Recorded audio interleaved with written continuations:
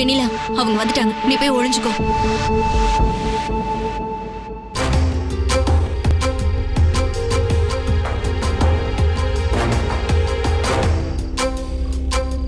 வெண்ணிலா நீ போயிட்டு வந்துரு. வாங்க முத்தரசன் சார். முதல் தடவையா எங்க பார்லருக்கு வந்திருக்கீங்க. உள்ள வாங்க. இல்ல பரவாயில்ல, நீங்க வெண்ணிலா கூட்டு போங்க, நான் இங்க இருக்கேன்.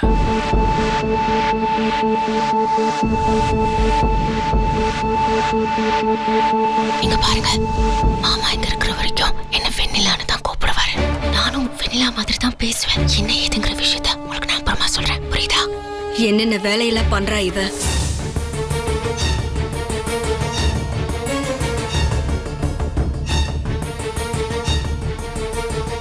வா முத்து மாமா, நீயும் வா. நீயும் ஷேவ் பண்ணிக்கோ. முகமெல்லாம் கசகசன்னு இருக்கு. அது பரவாயில்ல வெண்ணிலா, என் முகம் இப்போ எப்படி இருந்தா என்ன, அதை என்னாலே இப்போ பார்க்க முடியாது.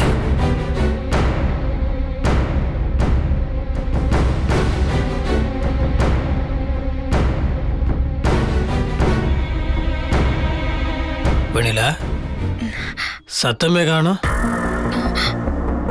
கோச்சுக்கிட்டியா? சரி, நான் உனக்காக பண்ணிக்கிறேன். முத்து மாமானா முத்து மாமா தான். பாத்து வாங்க சார். பாத்து வாங்க. பாத்து சார். பொறுமையா போ.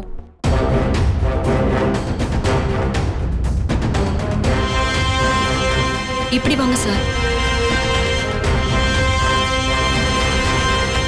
இங்க இங்கதான் உட்காருங்க. இங்க சார், இங்க.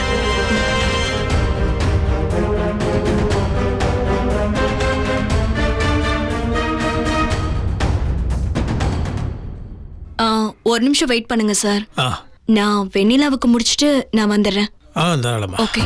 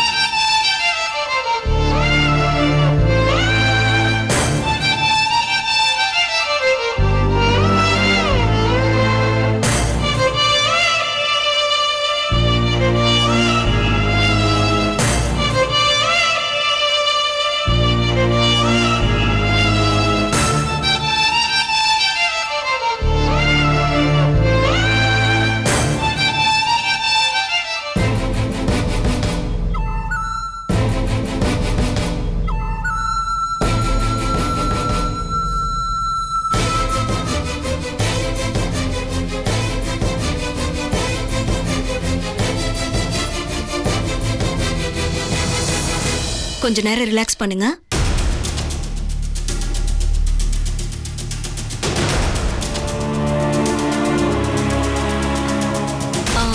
சார், உங்களுக்கு இப்ப ஷேவ் பண்ணலாமா? கேர்ள், இங்க வாமா, ஒரு ஷேவிங் இருக்கு.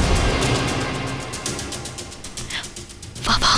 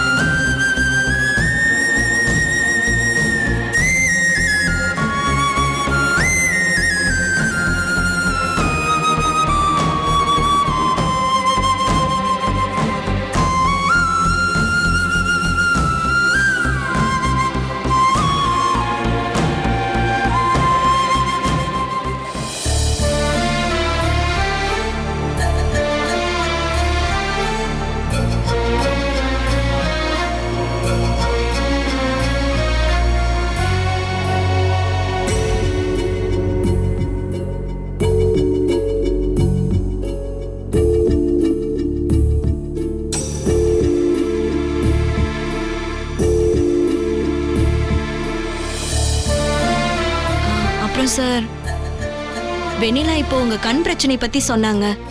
இப்ப எப்படி இருக்கு சார்? கண்ணில் ஏதாவது வலி இருக்கா?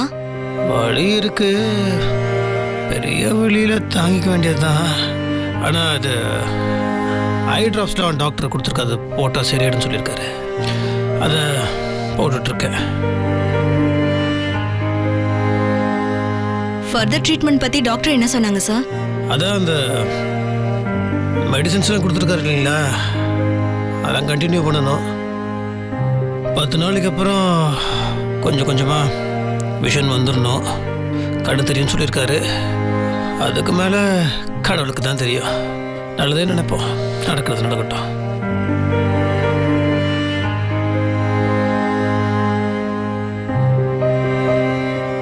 என்னமோ சார், திடீர்னு இப்படி நடந்து போச்சு. நான் உங்களுக்கு மேரேஜ் நடந்தது நினைச்சு ரொம்ப சந்தோஷப்பட்டேன். திடீர்னு பார்த்தா இப்படி ஆயிடுச்சு. என்ன பண்ணுறது, கண்ணப்பட்ட மாதிரி ஆயிடுச்சு. எனக்கு என்ன வருத்தம்னா, இந்த ஆக்சிடென்ட் ஆகிறதுக்கு கொஞ்ச நேரத்துக்கு முன்னாடி தான் வெளியில் என் கண்ணு ரொம்ப பிடிக்கும்னு சொன்னான். எந்த கண்ணு அவளுக்கு பிடிக்கும்னு சொன்னாலும் அந்த கண்ணால் அவளை பார்க்க முடியாமல் போயிடுச்சு. அதை நினச்சி தான் கஷ்டமாக இருக்கு.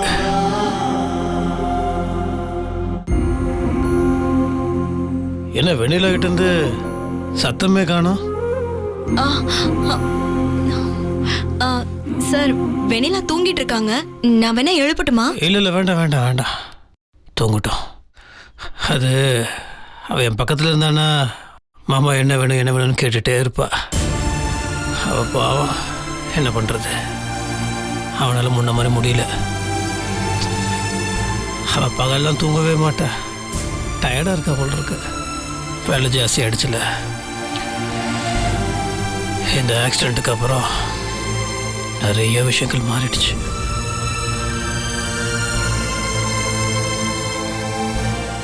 இங்க பாருங்க, கவலைப்படாதீங்க, சீக்கிரமே உங்களுக்கு கண் பார்வை வந்துடும். நான் கடவுள் கிட்ட பிரார்த்தனை பண்ணிக்கிறேன்னு சொல்லுங்கக்கா. சொல்றேன்.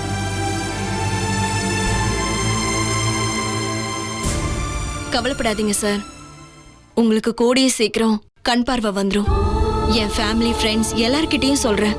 எல்லாருமே சேர்ந்து கூட்டு பிரார்த்தனை பண்றோம். உங்க நல்ல மனசுக்கு கூடிய சீக்கிரமே பார்வை வந்துடும். நீங்க நினைச்ச மாதிரியே சந்தோஷமா இருப்பீங்க சார். ரொம்ப நன்றிங்க, ரொம்ப தேங்க்ஸ். வெண்ணிலா இதே மாதிரி தான், எப்போ பார்த்தாலும் சாமிக்கிட்ட வேண்டிக்கிட்டே இருப்பா. ஆத்தா அதை பொண்ணு இது பொண்ணு எதுவாக இருந்தாலும் ஆத்தா கிட்ட தான் கேட்பா. அதே மாதிரி நீங்களும் பிரார்த்தனை பண்ணிக்கிறேன்றீங்க, நல்லதுங்க. என் முத்து மாமா என் மேல உயிரையே வச்சிட்டு இருக்கு. வார்த்தைக்கு வார்த்தை இங்க வந்ததுல இருந்து வெண்ணிலா வெண்ணிலாங்குது. ஆனா என் முத்து மாமாவை பக்கத்துல இருந்து பாத்துக்கிறதுக்கு என்னால முடியல.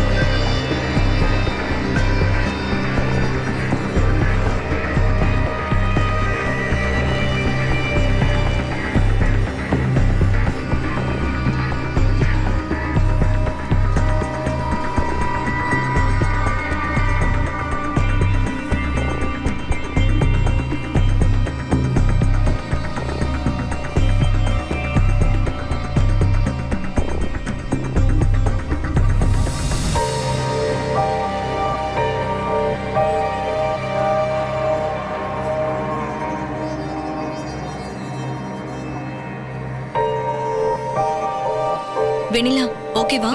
நல்லா இருக்கு, தேங்க்ஸ்.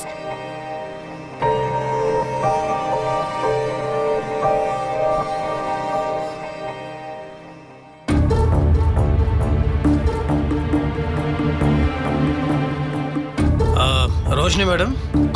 சார். எனக்கு இந்த பொண்ணு ஷேவ் பண்ணுச்சுல்ல, ஆமா. அந்த பொண்ணை கொஞ்சம் கூப்பிடுங்களேன். டிப்ஸ் கொடுக்க மறந்துட்டேன்.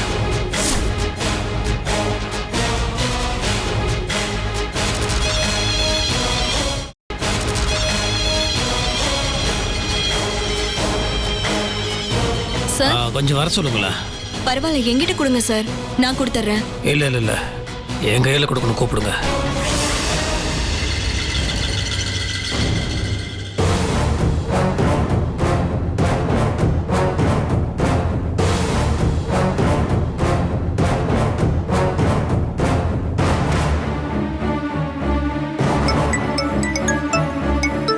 முத்து மாமா, ஒரு நிமிஷம், நான் வந்துடுறேன்.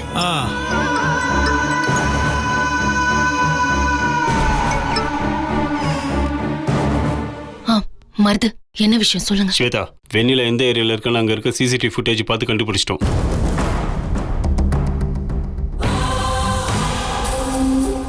கேர்ள், இங்க வாமா.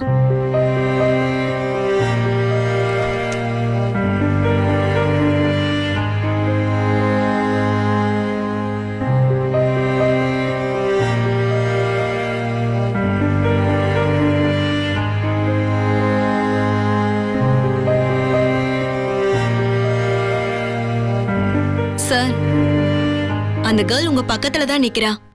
ஓ சாரி சாரி சாரிம்மா, அது கண்ணு தெரியாது. என்னம்மா வாங்கிக்கோ.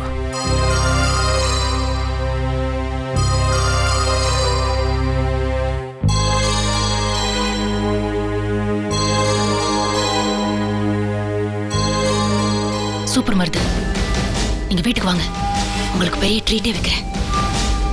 ஆமா, எப்படி கிடைச்சது? எந்த இடத்துல பாத்தீங்க கரெக்டா?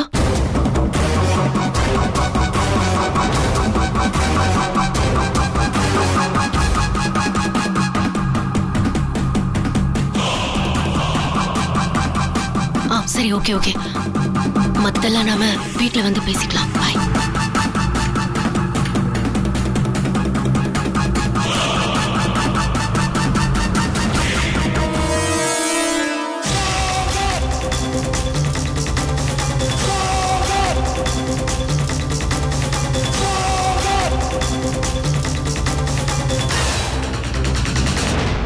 முத்து மாமா, நம்ம போலாமா? முடிஞ்சதா? சரி சரி.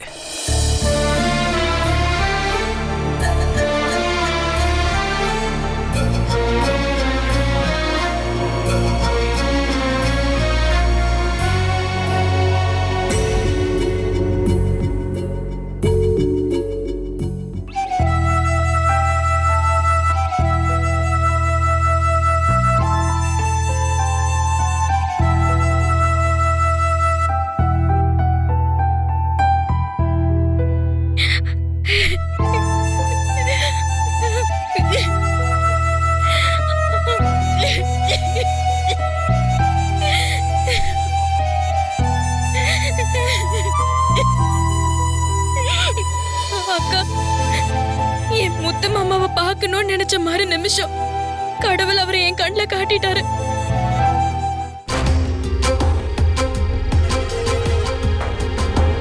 முத்து மாமா, அது நான் ரோஷினி அக்கா கிட்ட ஒரு விஷயம் பேசணும். நான் பேசிட்டு வந்துடுறேன், நீ இங்கே இரு.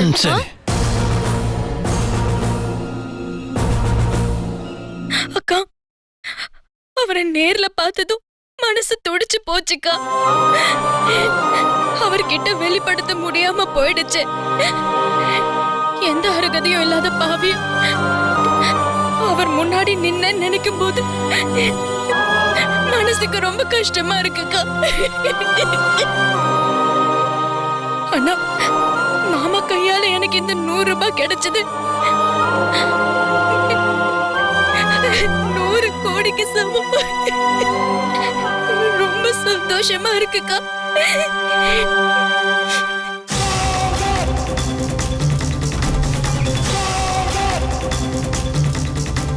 இங்க பார் வெண்ணிலா, உனக்கு நல்ல நேரம் ஆரம்பிச்சிருச்சு.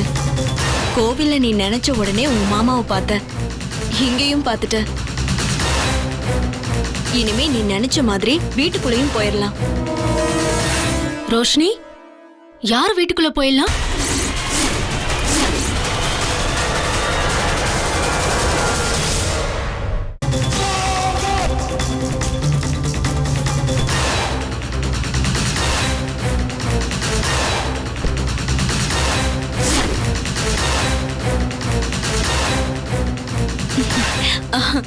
கஸ்டமர் கிட்ட பேசிட்டு இருந்த ஸ்வேதா. என்ன கன்ஃபியூஷனா இருக்கா உங்களுக்கு? என்னடா இப்படி மிமிக்ரி எல்லாம் பண்றேன்னு? சொந்த குரல்ல ஸ்வேதாவா பேசுற, வெண்ணிலா மாதிரியும் பேசுறேன்னு குழப்பமா இருந்திருக்குமே. ஆமா, அதான் நீங்க எதுவும் கேட்க வேண்டாம்னு சொல்லிட்டீங்களே, அதனாலதான் முத்தரசன் சார் முன்னாடி எதுவுமே பேசாம இருந்தேன். அதான் பிரச்சனையே. மாமாவுக்கு ஆக்சிடென்ட் ஆனப்போ அதிர்ச்சியான தகவல் அவருக்கு எதுவுமே சொல்லக்கூடாது, சொன்னா உயிருக்கே ஆபத்துன்னு டாக்டர் என்கிட்ட சொல்லியிருக்காங்க. அந்த நேரத்துல பார்த்து ஆக்சிடென்ட்ல அடிபட்டு வெண்ணிலாவும் சீரியஸா இருந்தா. ஐயோ, இப்ப எப்படி இருக்கு வெண்ணிலாக்கு? சொல்றேன்.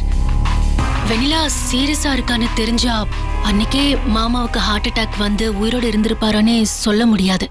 அதான் அந்த நேரத்துல வேற வழியே இல்லாம நான் குடும்பத்துல இருக்கிற எல்லாரோட சம்மதத்தோட வெண்ணிலா மாதிரி பேசி நடிச்சேன்.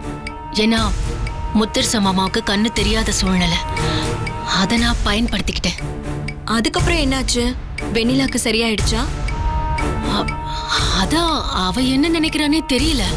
கோமா ஸ்டேஜ்ல இருந்து மீண்டு வந்து கண் முழிச்சிருக்கான். ஆனா ஹாஸ்பிட்டல்ல இருந்து சொல்லாம கொள்ளாம எங்கேயோ போயிட்டா. எப்படியாவது வெண்ணிலாவை கண்டுபிடிச்சு மாமா கிட்ட ஒப்படைக்கணும். அது வரைக்கும் நான் இப்படி நடிச்சு ஆகணும்.